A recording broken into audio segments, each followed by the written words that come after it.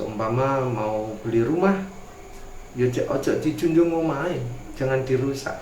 Biar di situ, belilah monggo, tapi ditata di tempat itu. Terus alam seperti pegunungan itu tidak boleh, ditambang jangan sampai. Jadi tetaplah alam itu indah dinikmati, karena manusia itu sebetulnya membutuhkan.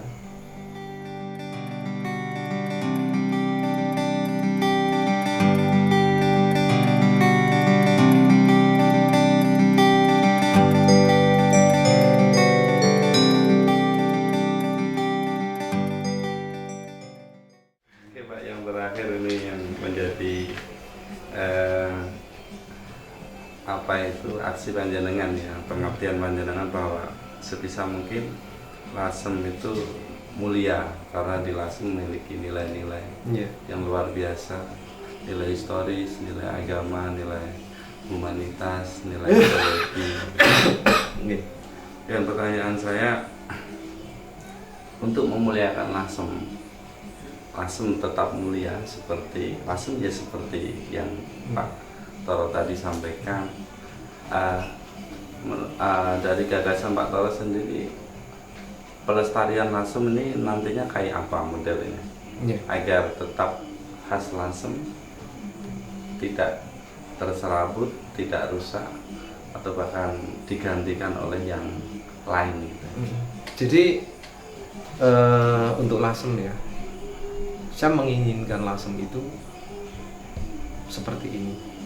Dan yang paling penting untuk memelihara Lasem, atau kita itu dalam arti mendampingi Lasem untuk ke depan perjalanan, tidak lepas dengan pemerintahan, Mas. Karena pemerintahan itu ikut serta dalam pelestarian ini. Dan kita sebagai relawan atau pemerhati itu juga aktif dalam komunikasi. Soalnya tidak lepas dengan dinas-dinas terkait. Bagaimana Lasem itu supaya nanti jadi kawasan cagar budaya. Tidak lepas dari pemerintah untuk membuat satu zona inti yang dikemas atau ditata oleh Bapeda. Jadi zona Lasem, zona intinya ini sudah proses. Jadi kantor Bapeda dengan Dinas Pariwisata bersatu dengan teman-teman Lasem untuk menjadikan Lasem menjadi kota cagar budaya. Kawasan tidak hanya satu desa, tapi semua kawasan Lasem dicagar budaya. Tidak hanya satu persatu dicagar budaya, tapi kawasannya yang dicagar budaya. Keinginan saya dan teman-teman seperti itu. Pak Toro, kalau boleh tahu, karakter Lasem tampaknya terbuka dengan sesuatu yang baru gitu. Misal kedatangan Cina di sini, kemudian menjadi peranakan pun damai gitu Pak ya. Kemudian yang menjadi misalnya kekhawatiran untuk ke depan, misalnya ada hal-hal baru yang masuk, misalnya ada investor masuk, ada orang-orang yang misalnya belum paham Lasem masuk, kemudian mengganggu Lasem misalnya dalam tanda kutip. Bagaimana sikap Pak Toro sebagai pelestari Lasem itu sendiri ketika hal itu terjadi? Iya, nah itu yang sangat penting sekali. Tadi sudah saya katakan bahwa kita sebagai pelestari, kita harus mengawal. Tentu saja saya juga mengajak dengan teman-teman yang nanti akhirnya generasi ke depan itu masih mengawal terus. Kalau kita itu mengerucut membahas tentang UNESCO, nah itu kita semakin harus hati-hati. Karena apa? Kriteria yang dicari oleh UNESCO, apa-apa yang di dalam alam ini, itu semua serba harus dilestarikan. Seperti tambak itu masuk, tambak udang atau tambak garam itu masuk di heritage UNESCO, jangan sampai itu dirusak. Nah, apalagi kalau nanti kedatangan investor, kita harus mengawal mana yang dia mau kerjasama di penataan kita tidak menolak, tetapi hanya dikawal. Ya nanti berdasarkan kriteria yang seperti UNESCO tadi. Seumpama mau beli rumah, ya ojo dijunjung omahe, jangan dirusak. Biar di situ, belilah monggo, tapi ditata di tempat itu. Terus alam, seperti pegunungan itu tidak boleh, jadi ditambang, jangan sampai. Jadi tetaplah alam itu indah, dinikmati, karena manusia itu sebetulnya membutuhkan. Dan nanti untuk teman-teman ini memang saling harus komunikasi, tidak boleh saling menyalahkan, tetapi komunikasilah, sering-sering komunikasi. Sebetulnya itu kalau kita itu ketemu orang yang belum paham itu, belum dikatakan salah. Jadi kita kalau sering ketemu, komunikasi, akhirnya tahu nanti. Oh iya, tidak miskomunikasi. iya, jangan sampai terjadi seperti itu. Ketika ada investor datang, wow, jangan terus disalahkan, jangan. Diarahkan. Gitu. Nah, karena jadinya Lasem besok itu juga harus ada investor, juga ada pemerintahan, juga ada orang-orang ahli dalam bidang ini, dalam bidang ini. Nah, itulah baru jadi. Tidak bisa sendirian. Jadi masyarakat yang paling penting. Jadi Lasem itu karena masyarakat. Bukan seorang toro, tapi masyarakat. Gitu.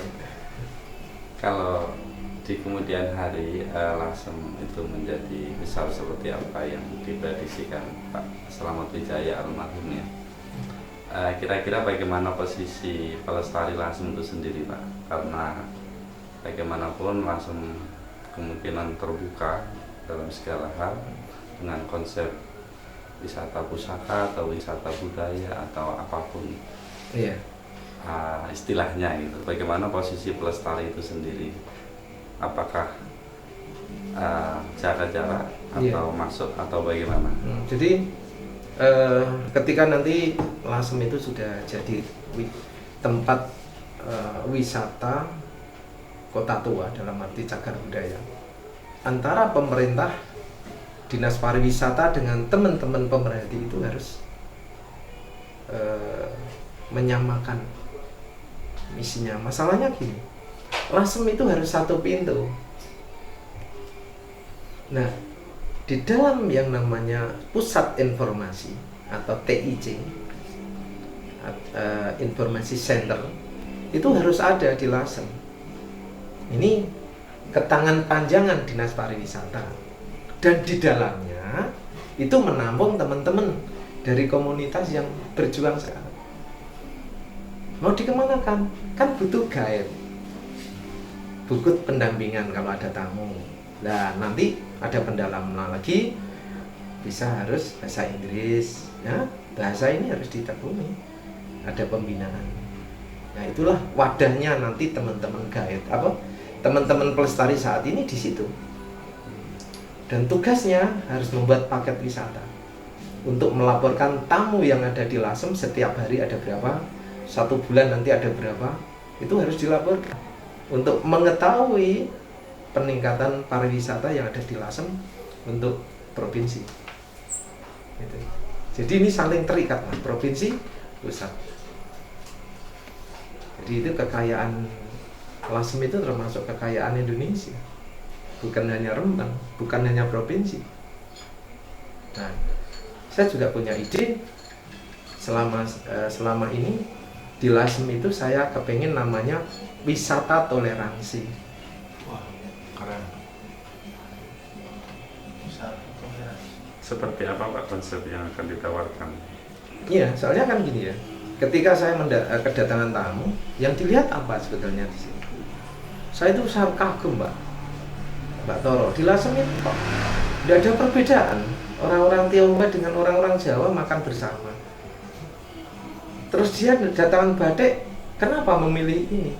Karena ada seni yang 3 dimasukkan seni di batik itu loh. Berarti kan toleransinya kuat.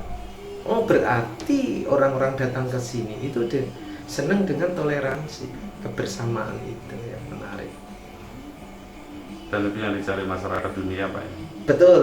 Nah, jadi setiap ada tamu dari luar negeri itu yang saya tanyakan, mesti saya tanyakan. Jadi fokus. Iya, ada apa kelasnya? Mesti itu.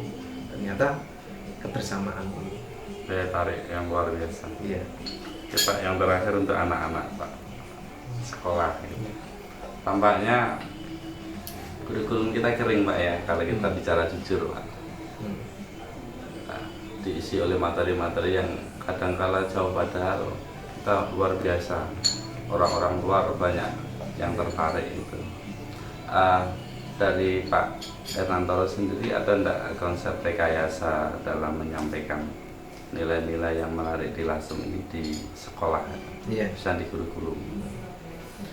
Jadi saya sudah mulai sebetulnya dalam bentuk jelajah situs untuk anak-anak, jelajah situs sejarah di Lasem untuk anak-anak sekolah. Saya sudah mulai. Itu kegiatan Fokmas nih Pak ya. Iya, kegiatan Fokmas itu. Jadi secara sukarela saya mempersilahkan untuk mengagendakan di sekolah-sekolah itu untuk acara jelajah. Dan saya sudah siapkan nanti petanya. Setiap di situs sejarah saya harus menjelaskan ini sejarah ini sejarah. Hari Minggu saya sudah siap dari teman-teman Fokmas. Terus saya juga pendekatan dengan pemerintah, terutama Dinas Pariwisata, langsung ke Dinas Pendidikan. Kalau bisa, sejarah Lasem itu dibuat untuk muatan lokal, mulok. Kita sudah punya sejarahnya, tetapi sementara ini ya maaf ya, mungkin ini juga mungkin baru dibahas. Tetapi di luar Lasem sudah ada buku tentang Lasem banyak sekali. Dari teman-teman mahasiswa itu buat buku ini tentang Lasem sudah banyak sekali. Alangkah baiknya kalau itu dikelola Dinas Rembang, Dinas Pariwisata untuk membuat, atau mulok tadi muatan lokal untuk sekolah-sekolah. Itu keinginan saya seperti itu. Banyak. Dari mana kita membahas? Jadi nanti itu berapa judul itu? Sebelum Masehi dan sesudah Masehi kok. Ya, zaman batu sudah ada. Terus zaman klasik, zaman candi ada. Bahkan nanti masuknya mulai Islam masuk di Lasem ada, kemerdekaan ada semua Mas. Jadi sejarah yang runtut itu di Lasem itu ada.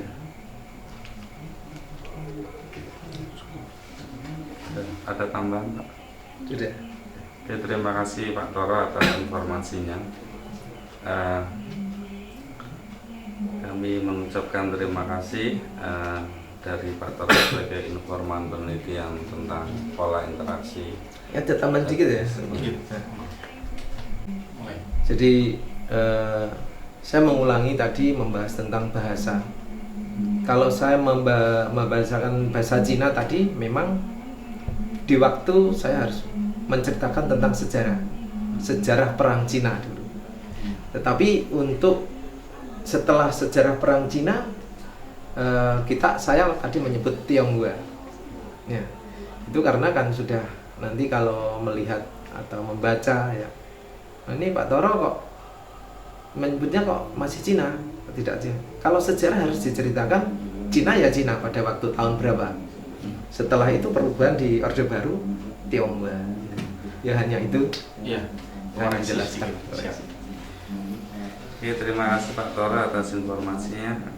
Kami akan mengolah data ini dengan mentranskrip wawancara dan membuat bentuk data visual. Dan kami mohon izin nanti akan kami share data-data yang kami yakini itu sangat penting untuk dikabarkan pada masyarakat Rembang. Diizinkan Pak ya? Ya. Terima kasih Pak Toro. Assalamualaikum warahmatullahi wabarakatuh. Waalaikumsalam.